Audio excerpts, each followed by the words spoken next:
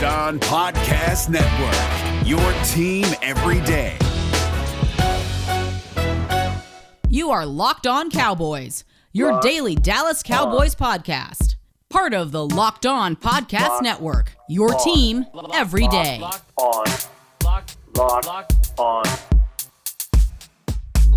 Cowboys. Locked on Cowboys. Welcome back to the Locked On Cowboys podcast, part of the Locked On Podcast Network. Thank you for tuning in. I am your host, Marcus Mosher. You can follow me on Twitter at Marcus_Mosher. And joining me today, as always, is my co-host, Landon McCool.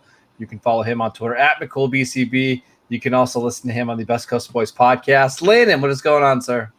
Not much. We took a couple of days off. We got to digest a little bit of a preseason game. I'm ready to kind of talk about the results of that.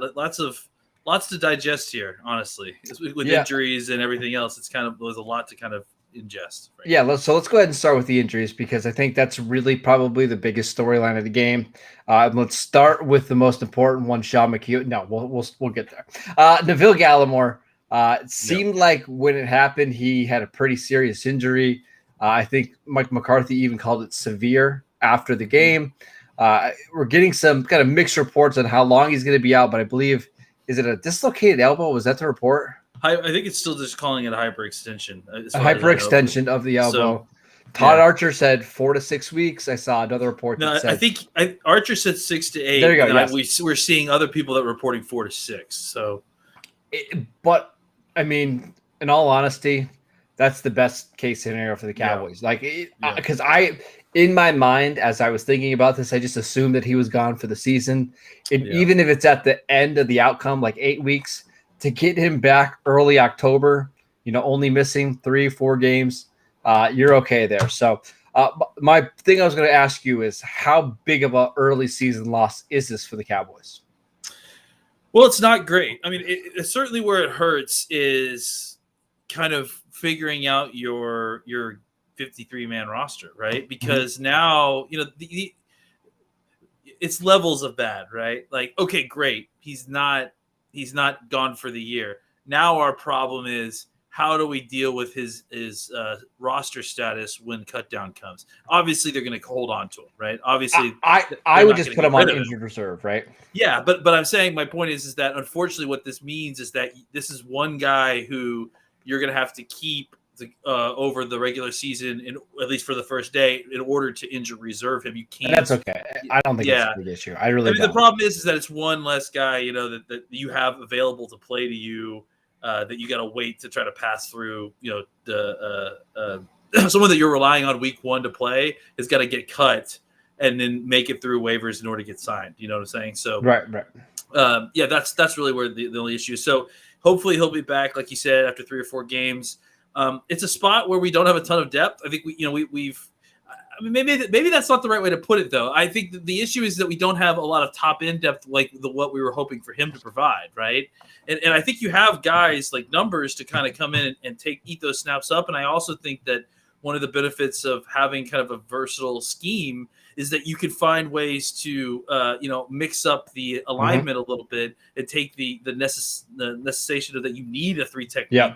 On the field, maybe play more kind of that kind of 2-4 look that we've seen them running like with nickel and stuff. So, they have ways to work around it probably better than they would have a year ago now, but it's still not great. I mean, this guy was a guy that you were hoping to come in and immediately produce for you. And at the very least, he's going to miss probably the first 2 games, but more than likely more than that. I'm not so worried about the roster construction part of this, except for what if Tristan Hill practices in 2 weeks? Then what do you do?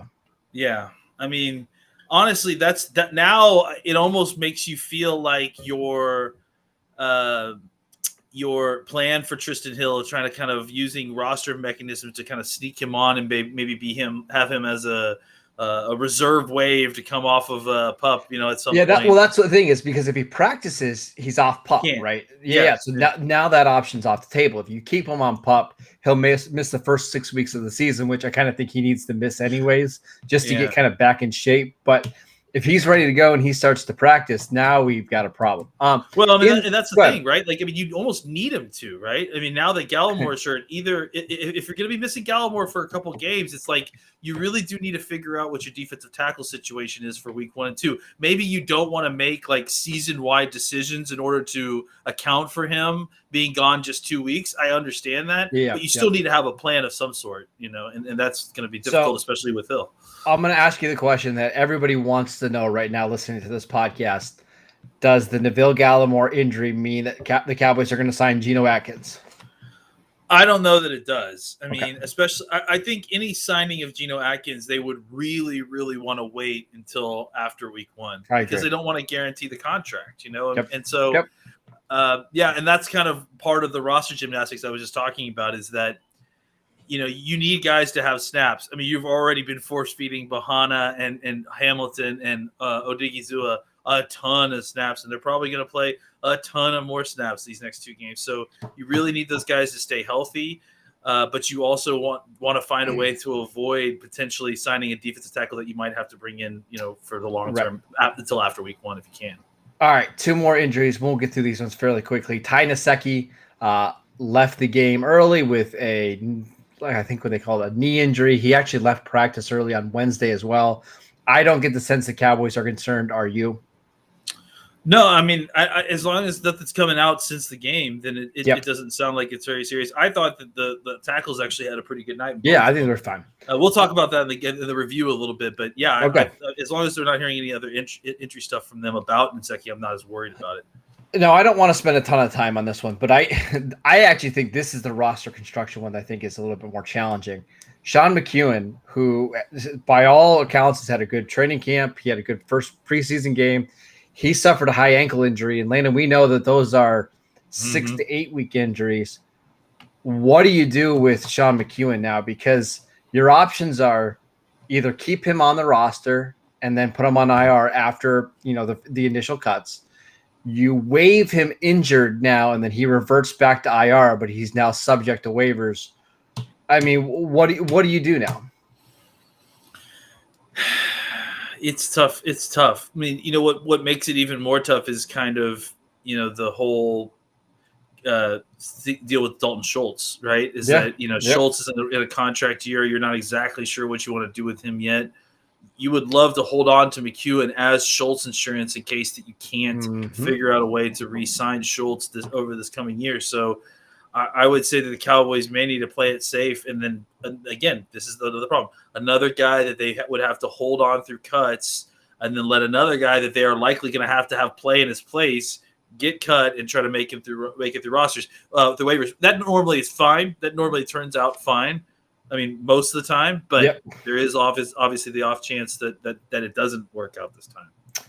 I think you'd be okay keeping him on the active roster, cutting Jeremy Sprinkle, and then bringing him back a day later. I don't think anybody's going to be banging down the door to bring Jeremy Sprinkle, especially after I watched that game, rewatched it tonight, and Sprinkle did not play well. So maybe the Cowboys should just cut Sprinkle and look for somebody else to fill in that spot. And maybe Blake Bell's available, like we talked about. Yeah, maybe Blake Bell is available. But I'm monitoring this one because I don't think Sean McEwen is somebody the Cowboys want to lose or potentially lose if they injure him at all. Real quick, before we get into the game review part of this, before we leave the injury part, we should also update everyone, since it has been since Thursday, about Dak. I mean, we haven't actually talked about the latest news with Dak, but it's really no news. It's basically what we've been talking about. I just thought we should throw that in, that obviously the Cowboys are not coming out and saying they're having the MRI. It was precautionary. Everything came back positive. Dak was throwing the football before the game on Friday. So just kind of throwing this in that, we were kind of on track with what the timeline was for Dak. And it looks like he might get a chance to play against Houston. Yeah, the second MRI was fine. It came out clean. I'm gonna keep saying it. Keep doing that joke. I love it. All right, let's take a quick break so I can tell you guys about BetOnline, the fastest and easiest way to bet on all your sports action. Baseball season is in full swing, and you can track all of the action on BetOnline.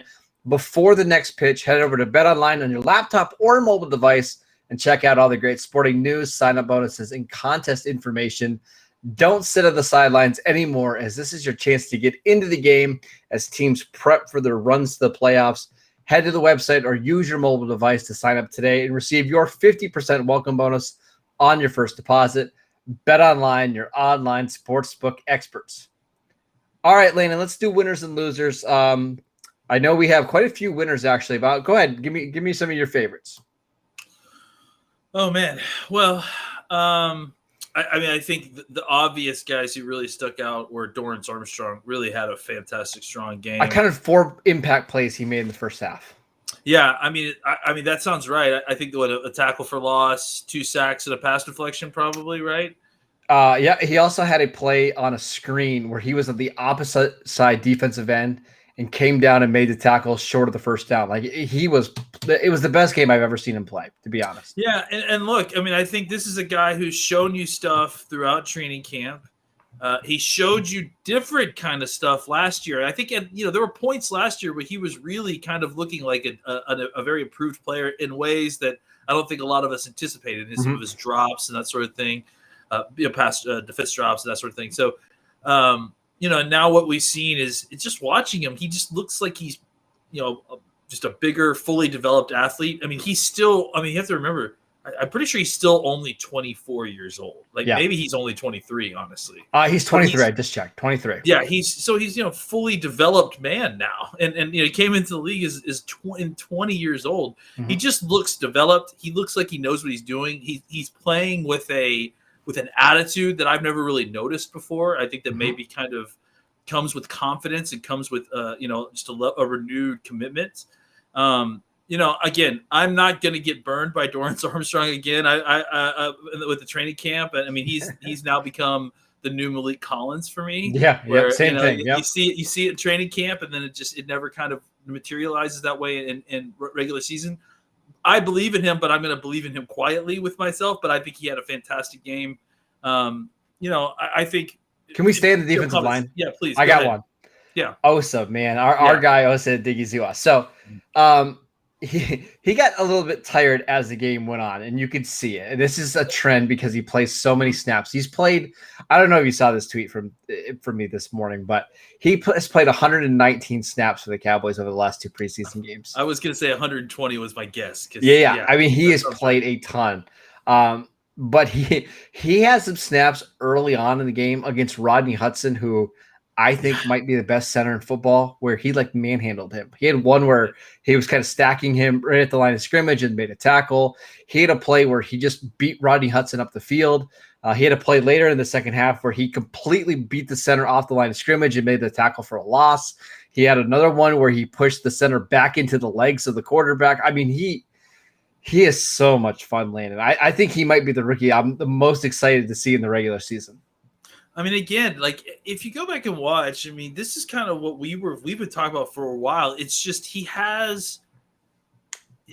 for how not very much production he has, right? Mm-hmm. And he played at a big school, and obviously they moved him around a lot of different spots, but he has a skill set that's just rare, like a blend of leverage, strength, and flexibility. That's an explosion. That's just it's rare, and I think it's really starting to come together for him now. He's understanding it a lot better, and hopefully the Cowboys, they really need it, obviously with the Neville Gallimore injury. They really need him to kind of come on, and it looks like he is. I also thought that Quentin Bohanna really had a nice game, where maybe not quite to the level that Osa did, but there were definitely several snaps where I noticed him. I mean, he's just, he's starting to play those double teams even better. And then, on top of that, you're also seeing him occasionally, hit a swim move and he's in the backfield. And he did have a big penalty at the end of the game that kind of allowed Arizona to win. I mean, we don't care about the outcome, but care about that stuff. Yeah, but you can't go off sides on 3rd and 4 when the game is on the line. You know what I mean? Sure, absolutely. But you can see the talent, it's clearly there. Absolutely. And, I think that's the key thing there that we're looking for with these guys. All right, let's keep going through our winners. Jabril Cox. I mean, I know we're just talking about the rookie class, but there's a lot of rookies that played. Made quite a few plays in the run game. Had a couple nice stops. He had a play on a quarterback option that was in the second half where he just crushed the quarterback behind the line of scrimmage. He also had a tackle on special teams. I was going to say, it's the big thing. it's not like he was dominant in the game, but you're seeing some good signs from him through 2 preseason games so far. I mean, he's, what you're expecting considering his talent level. He's playing against guys that he's more talented than, because of just the depth of the Cowboys linebacker crew and because of linebacker politics. Basically, he's playing against third teamers, so he should be making every tackle, and he is. He's out there making a ton of tackles, which has been really great. Let's keep it with linebackers. I'll volley back. I thought Keanu Neal has really started to show up. I mean, I think that strip, that the way that he worked together with Micah, and Micah was holding it up.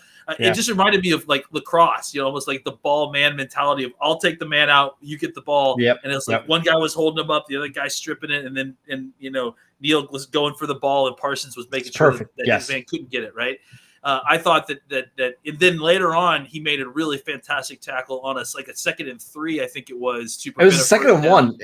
Yeah, 2nd and 1, right at the line. Yeah, it was very, very impressive. Very impressive. And so the more we're seeing of Neal, the more we're seeing kind of that playmaker that we were hoping to get. He really seems to have taken to playing linebacker in a way that I guess it wasn't unexpected, but I mean it's just good to see him kind of the light really start to turn on. He really is.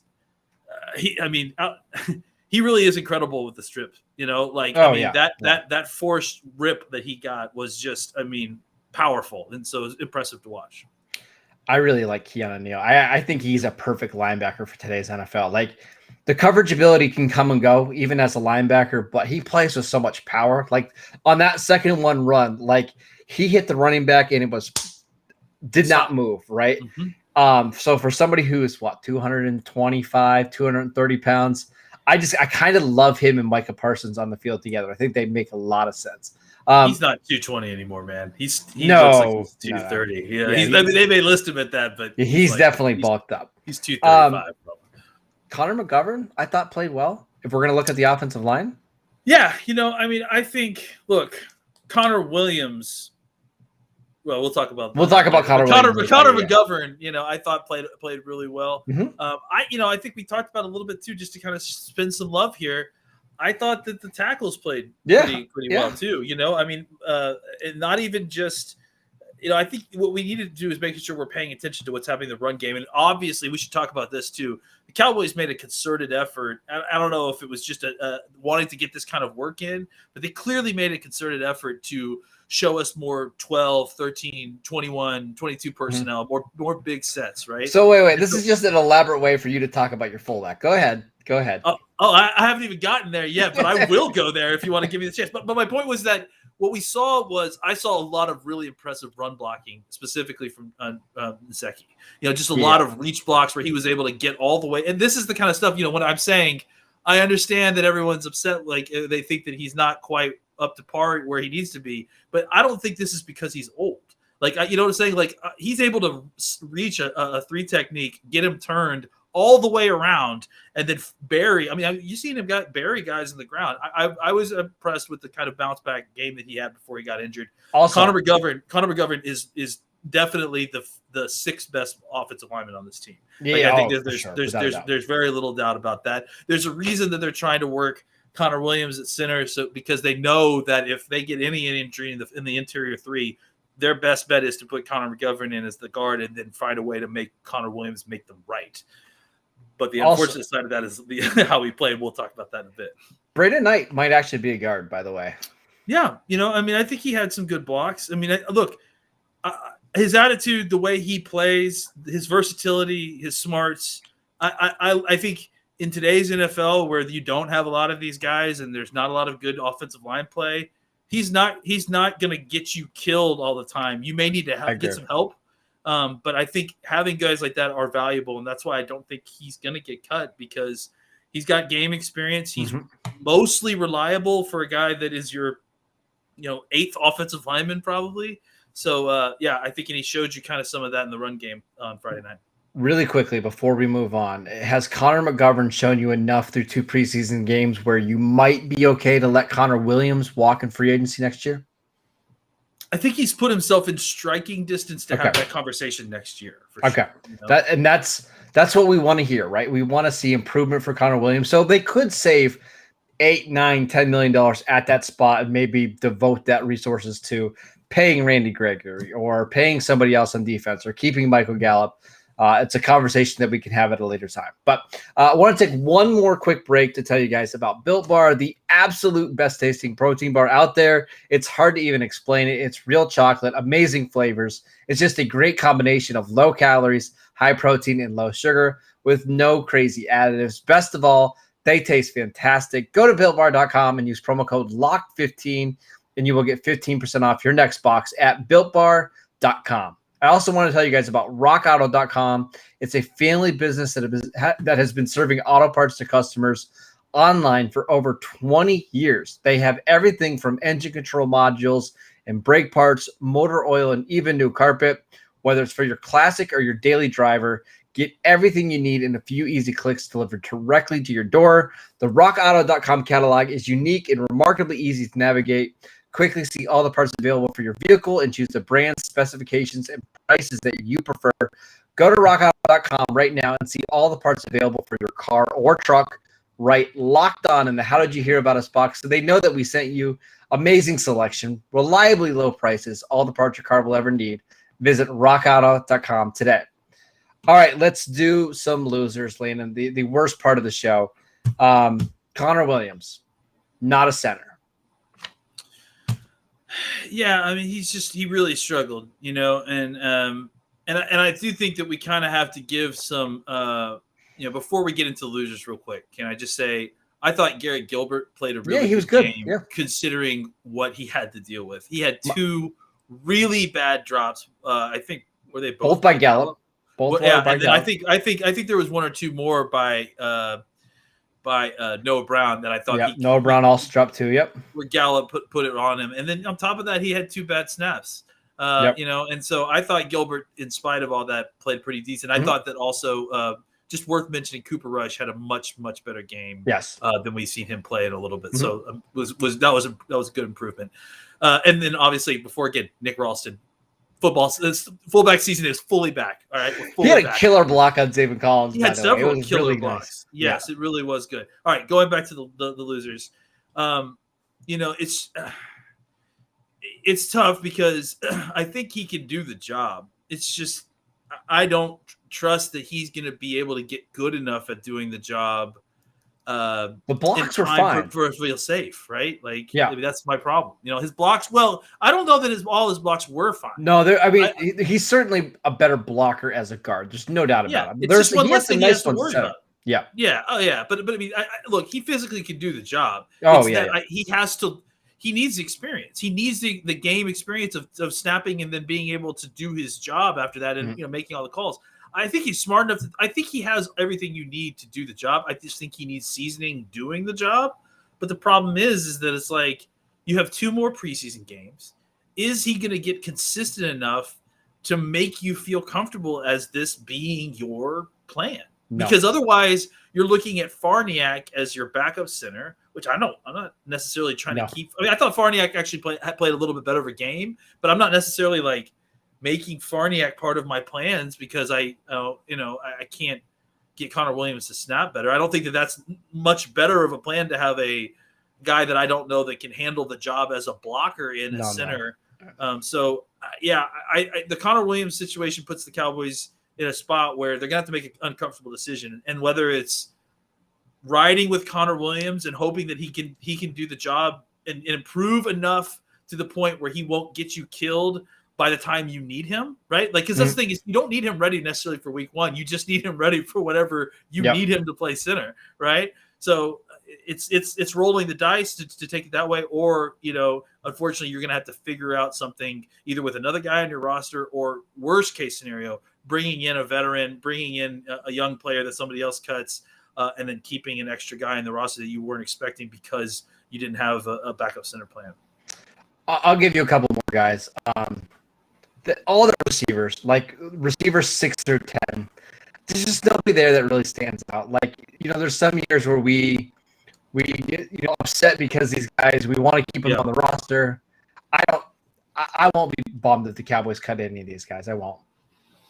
Yeah, I mean, it feels like, outside of Turner, they're really and not and Turner's sort of faded obviously the last few weeks. Yeah, it doesn't feel like it feels like the top 6 are the 6 that we're going to get, right? Like those are the guys, or sorry, 5, right? That those are the guys that we're definitely going to have, right? And if they take a 6th guy, it's probably going to be either Turner or Fahaku, just over Hockey, because he's Fahoku, a draft pick, Fahoku. Right? Fahoku. I'm gonna get that right. I just there's no suspense there at all. I think it's just they haven't really shown us anything. Another guy who I thought I would say that he's not a loser in this game, but took his lumps, and I think this is a really good thing that he did, was Kelvin Joseph. Yeah, I agree. I think yep. He took his lumps early, but I love that and I was concerned about that because you just haven't seen that very much, and it needs to happen, right? You need to see these young corners get beat because they're gonna get beat. Yep. Like that's just every corner gets beat. You need to see how they react after they get beat, especially for young players and guys like him. Like, does he lose it? Does he lose control? Can he handle it when he gets beat? He took 2 pretty bad beats, including a penalty, if I'm not mistaken, and then came back later and was able to make a really big, nice pass deflection on a slant, and really I think finished out having a pretty nice game. So I wouldn't mark him as a loser because I don't think it was terrible the game that he had, but I think that he definitely took his lumps, and I'm actually excited by the idea. That he took those lumps and then was able to bounce back and finish strong in the game and actually make a play. That's a good call. Jalen? I mean, we all saw what it is. I mean, Jalen is what he is at this point, So here's the problem. It's just so clear that the other 3 linebackers are just better, right? Other 4, they're probably, right? I was being kind, but like it just feels like what he does is unique than a lot of the other guys, but the problem is that it's not a very valuable resource anymore, and they're trying to do things to put him in a place to kind of avail himself of his skill set. But the issue ultimately is that you can't hide the weakness that he has, right? Like the stride has not gotten any better. It's not that it hasn't gotten better, Landon. He just looks so much slower than he did in 2018 and 19. I don't know what happened. I honestly don't, because it does not look like the same player at all. I just think that he's probably just being exposed more, and I also think that you're probably, look, I think we're seeing it a lot more, and he's not making the big. I think in 2018 he was making a ton of plays. I agree, he was, yes, but I still think he was way more explosive than he was now. Maybe I don't know.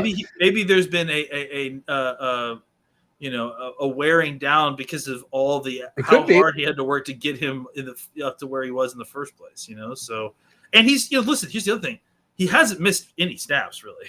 So he's got a lot of snaps on his body at this point, and like I said, all that extra work he had to do to get where he is, like it could be just taking a toll on his body at this point. I think that's a realistic explanation. I think that's actually probably what's happening. I also would say when the other 3 linebackers on the field are Jabril Cox, Keon O'Neal, and Michael Parsons, and they're all like guys that can really, really run, it really just exposes like lack of speed there, right? Well, and Leighton's not slow. And Leighton can run on 4.6s, right? Yeah, and when you're that, I mean, that's the other thing too, is that Leighton is actually similar to Jalen, where he's leggy, right? So he has Leighton shows you what Jalen should be running like. Yes, it's like, so yeah, it's problematic, no doubt. I think they're trying. I think to the organization's credit, they probably realize this is a terrible contract at this point, right? They're trying to do what they can to, they have to pay the money. They need to find a way to get their an ROI of some sort out of this. The problem is that all the different rules that they put him in, there's going to be a time and a place when he gets isolated in a situation that is going to put him eye to eye with his shortcomings, and that's going to be problematic.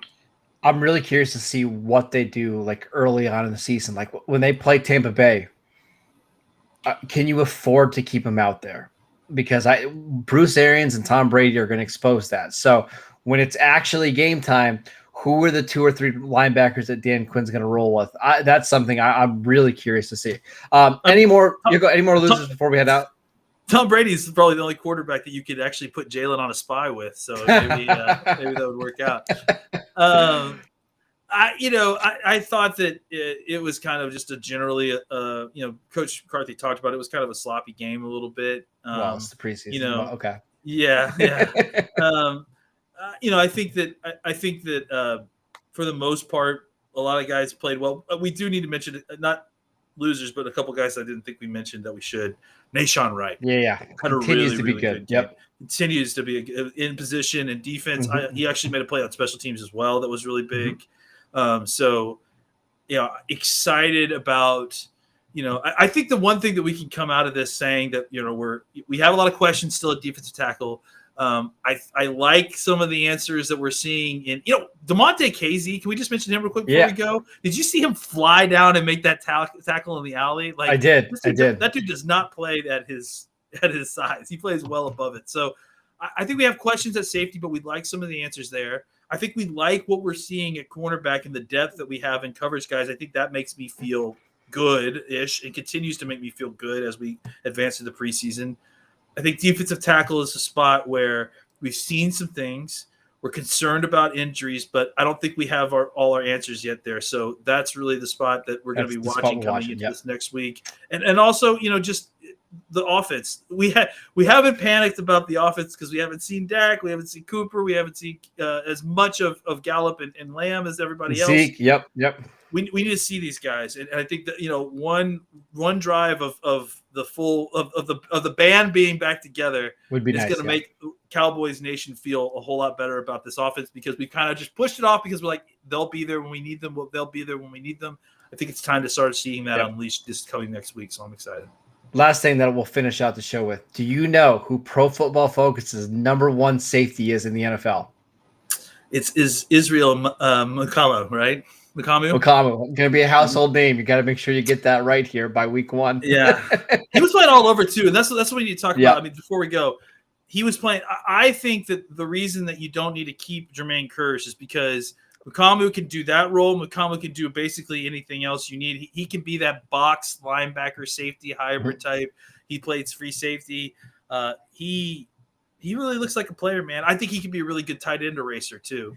So we'll see exactly how this develops. But this draft class, man, it's hard not to get excited about it. But it just seems like there's some guys who may not be great, but they certainly are good enough to come in and contribute right away and maybe be players down the road. Yeah, if Mukamu ends up being your third safety for the next 2 or 3 years, that's a heck of a 6th-round pick, right? And I don't think that's out of the realm of possibilities at all. And if he can play on special teams and he can back up both safety spots, we'll take it.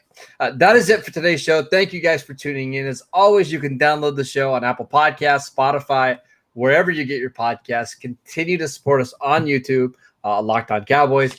Follow Landon at McCool BCB. You can follow the show on Twitter at Locked On Cowboys.